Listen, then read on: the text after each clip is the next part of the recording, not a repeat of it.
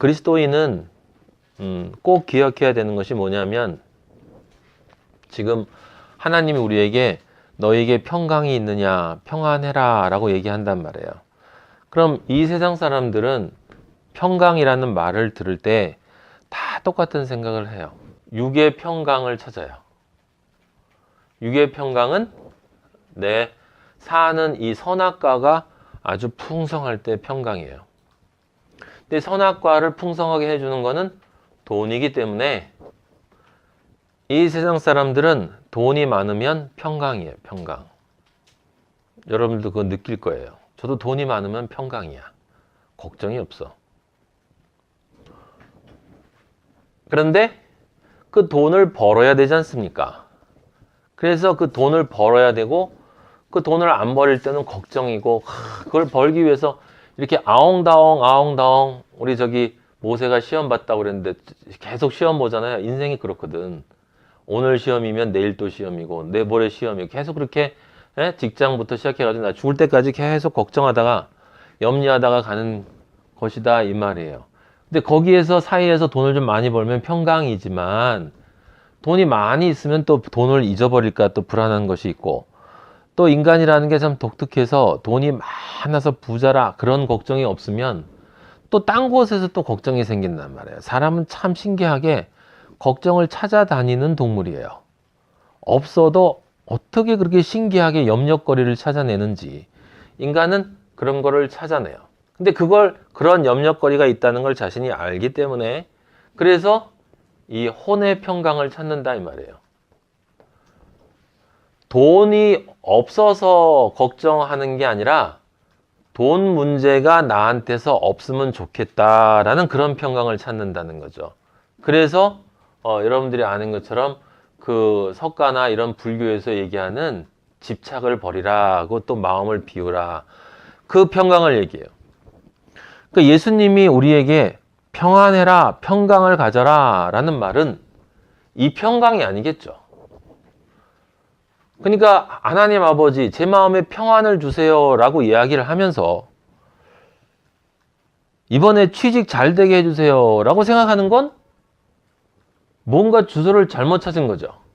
아버지가 얘기하는 평강은 여기 이 영의 평강인데 그러니까 평강이 A, B, C가 있는데 성경은 뭐라고 얘기하냐면 A, B는 둘 다 육이라 죽음이고 요것만이 생명이다 라고 얘기하는데 평강이란 단어가 다 똑같으니까 사람들은 어떤 생각을 하냐면 이 평강이 내 몸에는 제일 평강이기 때문에 예수님을 믿으면서 이 예수님에게 이 평강을 달라고 기도한다 이 말이에요. 그죠?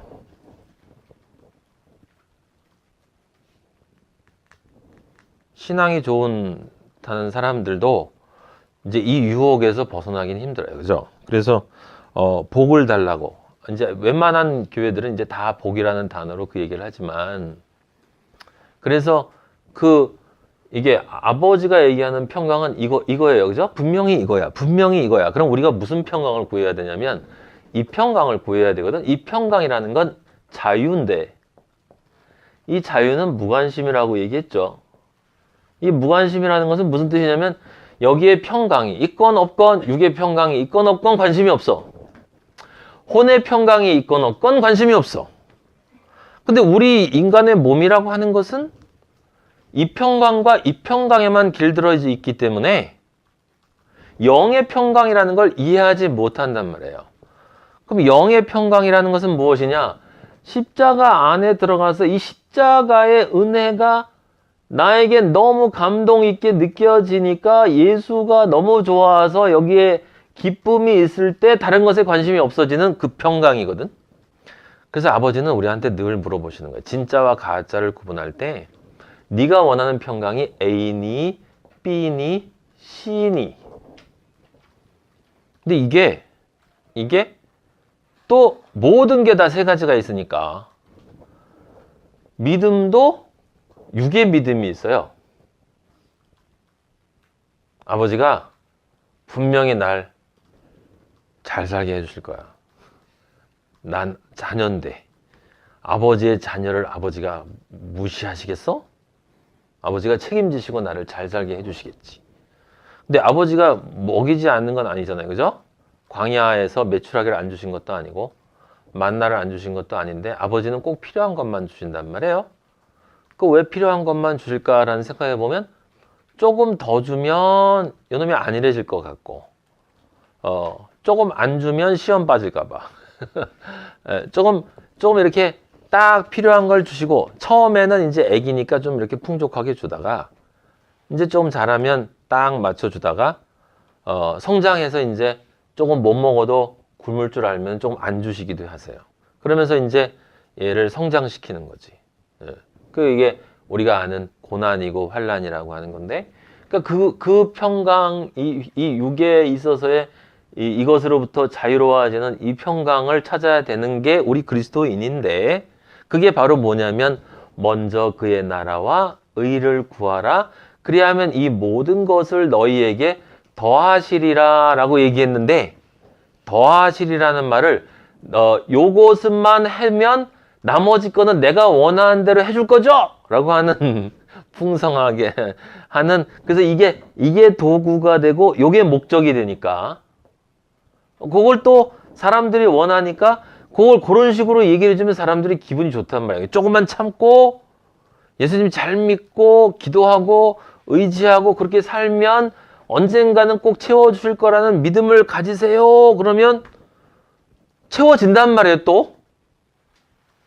근데 하나님 아버지는 그걸 채워준다고 약속을 한 게 아니고 이걸 채워준다고 약속을 하셨는데, 근데 이렇게 기도를 했는데 이게 채워지면 이건 도대체 누가 준 건가? 라는 궁금증이 더 생기기도 해요.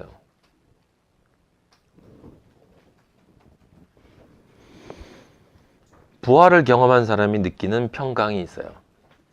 그리스도의 십자가를 진짜 경험한 사람은 저 자유가 주는 무관심의 평강이 있어. 그래서 그는 아버지가 오늘 주는 메추라기 먹고 내일 주는 만나 먹고 반석을 두드려서 아버지가 열어주시는 생수를 마시면서 거기에 내일도 만나를 주실까? 라는 생각을 하는 게 아니라 나를 인도하시는 아버지 참 멋있다. 이 광야에서 반석을 내시는 아버지 참 멋있네. 라는 생각을 하면서 아버지께 감사하고 살아가는 거죠. 그리고 애굽을 돌아보면서 거기는 참 먹을 게 많았는데 라는 생각을 하는 게 아니라 그 공허한 그 많은 것을 가지고 있지만 고등학교 졸업하고 대학교 가는데 좋았지만 또 행복감 떨어지고 그다음에 취직할 땐 되게 좋았는데 또 행복감 떨어지고 이렇게 올라갔다 내려갔다 올라갔다 내렸다 반복하는 그 흐름을 진짜로 이해하는 사람은, 이 세상 사람들은 이해를 못하니까 다 이렇게 올라간다고 착각하지. 근데 성경은 얘기하죠. 단 한 명도 그렇게 올라갈 수 없다고. 제가 강연을 다니면서 예수님 얘기를 하지 않고 이 말을 하면 있잖아요. 사람들 영이 꿈틀거리는 게 느껴져요. 너무 충격을 받아가지고. 왜? 이 세상 모든 사람들은 다 인생의 길을 이렇게 생각하고 있거든. 이렇게. 그래서 열심히 노력을 하면 좋은 대학 가고 좋은 데 취직하고 승진하고 이렇게 하다가 이제 저기 태양이 있을 거라고 믿고 살다가 그냥 그렇게 죽어가는데, 그런 길이 하나도 없고 단 한 명도 그런 사람이 없다. 진짜 길은 이렇게 생겼어요. 요건 사탄이 만들어 놓은 허상이고, 진짜 길은 이렇게 생겼는데 사람들이 신기루 쳐다보고 사막에서 저 신기루 저 물 있네 하고 찾아갔는데 가보면 물이 없는 것과 같은 똑같은 그러한 인생을 살아간다라고 이야기를 하면 사람들이 그때 잠깐 그 영이 깨는 게 느껴지거든요. 그 영이 딱 깨는 순간에 사람들이 받는 그 충격은 상상할 수가 없어요. 왜? 그 말이 맞으니까 거부할 수는 없는데, 그렇다고 내가 그 인생을 포기할 수는 없는데, 그럼 어떡하지? 라는 생각으로 마음속에 걱정하는 게, 제가 강연을 하다 보면 그 영이 보여요, 이렇게. 그래서 진리 강의를 듣는 사람이 제일 먼저 느끼는 게 카오스예요, 카오스. 내가 지금까지 살아왔던 인생관이 완전히 가짜라는 것을 깨달아야 되거든. 왜냐하면 이 세상에 있는 대부분의 사람들이 가지고 있는 인생관, 그게 바로 사탄이 만들어 놓은 허상이기 때문에 그 허상을 깨지 않으면 아버지가 이야기하시는 진짜 올라가는 길, 그 3층전까지 올라가는 아버지께 올라가는 그 길을 진짜 올라가는 길을 올라갈 수가 없기 때문에 반드시 깨어져야 되는데 그것이 깨어질 때 사람들이 느끼는 그 충격은 엄청난 것 같아요. 근데 신기한 건 뭐냐면 그것을 알고 나서도 거기를 벗어나지 못하는 거예요. 사람들이. 그리고 심지어 아버지를 만났다라고 하는 사람들조차도 이것이 헛되고 헛되며 헛되고 헛되니 모든 것이 헛되다라고 하는 성경말을 이해를 못하는 거야. 그래서 아버지가 주시는 진짜 평강을 누리질 못해요. 여러분은 진리의 사람들이기 때문에 절대로 잊어버리면 안 돼요. 이 세상에는 모든 것이 다 세 가지가 있어. 육체의 생명이 있고 마음의 생명이 있고 영의 생명이 있어요.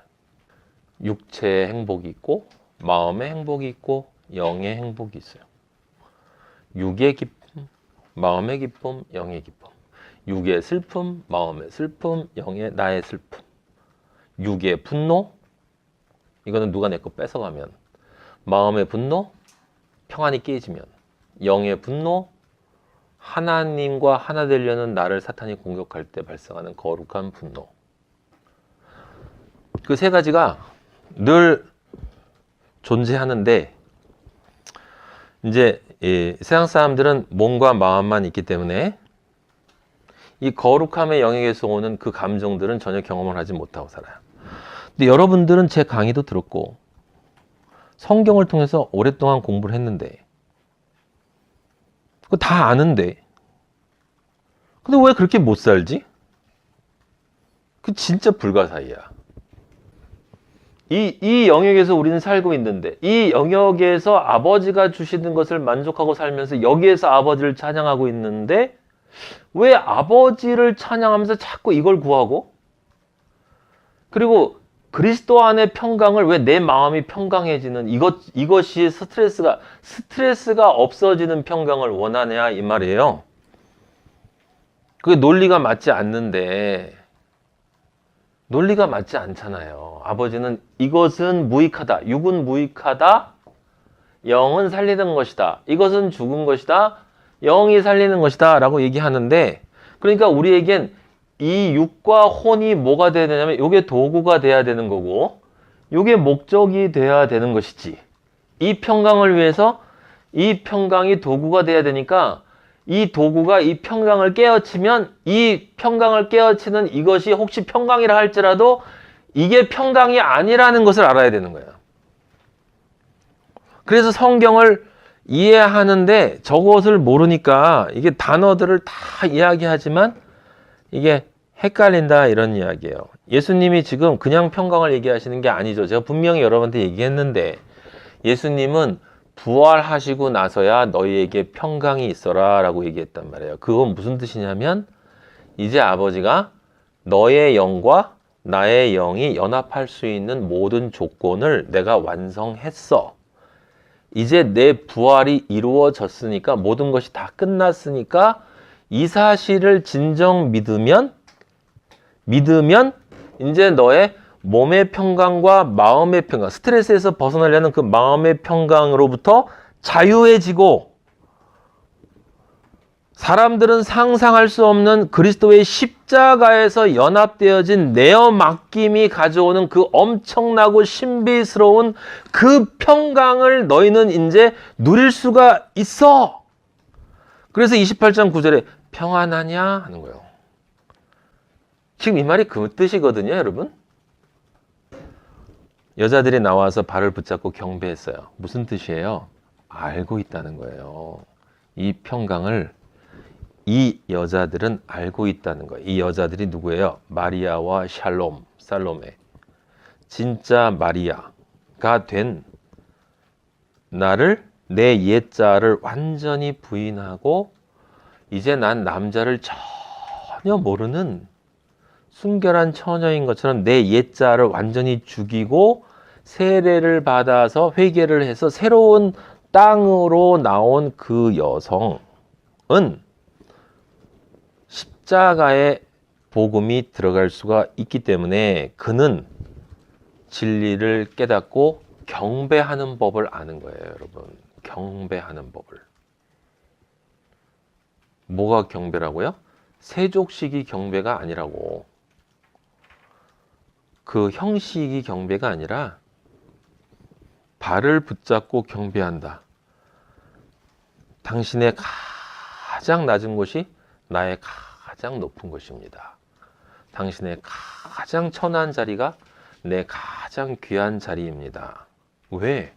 나는 제로인데 100의 은혜를 나에게 부어주셨는데 엄마에게 그래서 내가 감사하는 것처럼 탯줄의 아기가 아무것도 아닌 존재가 아무것도 할 수 없고 발만 이렇게 그 시뻘겋고 조그만 발을 이렇게 엉엉엉 이러면서 살아보겠다고 이렇게 움직이고 있는 그 아기에게 탯줄을 연결해서 필요한 모든 산소와 생명을 공급하고 여성의 몸으로 충격으로부터 보호해주고 개를 위해서면 무엇이든지 할 수 있는 그 사랑을 그 탯줄에 달린 아기가 이해했을 때 나올 수 있는 반응이 발을 붙잡고 경배하는 거다 이런 얘기예요.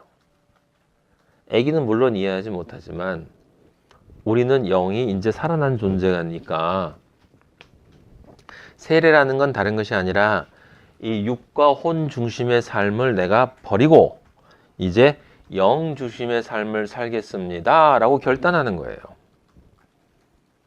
왜냐하면 육과 혼 중심의 삶은 육의 삶의 선악과의 삶인데 선악과를 먹으라고 한 건 뱀이었고 그건 뱀이 좋아하는 것이고 왜 뱀이 좋아하냐면 그 선악과의 핵심이 자기를 신으로 만드는 것이기 때문에 그래서 그 선악과를 좋아할 수밖에 없는 육과 혼의 그 삶을 내가 이제 그렇게 살았던 나의 옛자를 버리고 홍해로 들어가고 또는 물에 잠기고 그 다음에 십자가로 죽었다라고 하고 그 다음에 이제 예수와 함께 내가 부활하는 십자가 안에서 부활하는 거거든요. 십자가 안에서 내가 부활하는 그래서 이젠 영적 존재로 영이 성령과 연합되어져서 성령이 나에게 이야기하는 그대로 내 영이 반응을 해서 이 영이 이제 옛날 나의 주인 노릇하던 육과 혼을 이 영에게 복종시켜서 이제 내가 영이 주인, 진짜 내가 주인이 되되 이 나는 발을 붙잡고 성령에게 경배하니까 성령이 나를 이끌어주면 그 발을 붙잡은 나의 영이 이제 나의 몸과 마음을 아버지가 원하는 것에 따라 복종시키는 그 삶이 경배고 예배고 믿음이고 기도고 그리스도인의 존재 양식이다라는 거예요. 그리고 그렇게 할 때 비로소 그리스도인에게 평강이 있다라는 겁니다. 탯줄에 매달린 어린 아기만이 느낄 수 있는 그 평강은 이 세상의 모든 것으로부터 무관심한 거예요. 무관심. 그리스도인은 그렇게 된다는 거죠. 예. 아버지를 만나서 그 기쁨을 느끼면 처음에 주는 그 아버지의 그 기쁨이 너무 커서 그렇게 무관심하게 된다라는 거예요. 이제 그 다음에 그 믿음 안에서 이루어진 그 완전한 무관심이 삶 속에서 이루어져야 하기 때문에 그 삶 속에서 이루어지는 그것이 엄마 뱃속의 아기가 태어나서 탯줄에서 분리되어졌지만 이제 진짜 탯줄을 찾아가는 과정이거든. 그 과정에서는 그 완전한 무관심에 있어서의 약함을 보이지만 그래도 결국은 그 완전한 무관심이 그 탯줄의 아기가 마지막 끝에 도달하는 것이 무엇이에요? 그게 바로 십자가의 오른쪽 죄수다 이런 얘기예요. 그 죄수와 같은 완전한 심령의 가난, 애통, 온유 그렇잖아요. 먼저 그의 나라와 의를 구하잖아요. 십자가의 오른쪽 죄수가 나는 아무것도 할 수 없는 죄인 덩어리입니다. 심령 가난.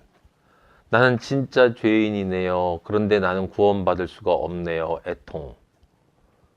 그러니 나는 당신밖에 의지할 존재가 없네요. 나를 제발 기억만 해주세요. 온유.